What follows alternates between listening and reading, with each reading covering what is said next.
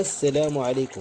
بالنسبة للناس اللي بغاو يربوا الدجاج ولكن في العطل عزيز عليهم يسافروا وما كيكونش ليهم الوقت انهم يقابلوا الدجاج، باش تعرف واحد القضية مهمة بزاف، راه الدجاج واحد الالتزام دائم. الدجاج ما كيعترفش ليك بالعطل وبالاعياد، وما كيعترفش ليك بانك مريض ولا ما مساليش.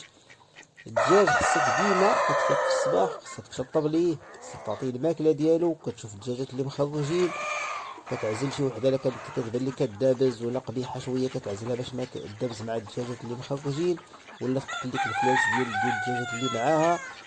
كتدوز ليهم الماء كاملين، الماكله كدوز ليهم الماكله، كتكون حافظ الدجاجات اللي فيهم المشاكل خصك تعزلهم.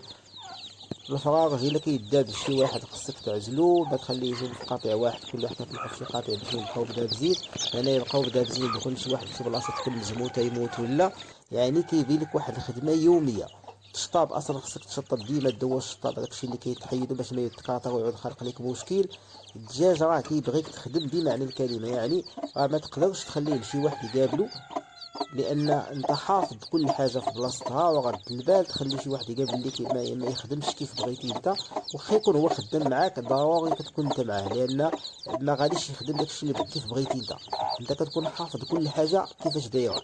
تقدر مثلا تخلي غير الفقاصه يتعطل شويه، يخرجوا الفلاس ما يحيدهمش، ولا تلقاهم جلسوا حتى ماتوا في الفقاصه، ولا مات لك واحد العدد منهم، ولا طاحوا لتحت وبداو كيموتوا، طاحوا من السنادق. داكشي علاش راه هادشي ديال الدجاج ما معاهش اللعب. يعني لا الا عزيز عليك السفر بزاف وداكشي ما خدامش ليك الدجاج. الا كنتي اصلا انت عز عليك تربيه الدجاج سواء مشروع ولا هوايه، راه ضروري تعطيه واحد الوقت.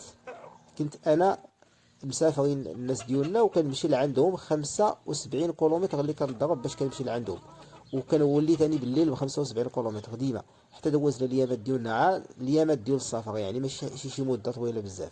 داكشي علاش راه الدجاج كيبغيك تهتم به.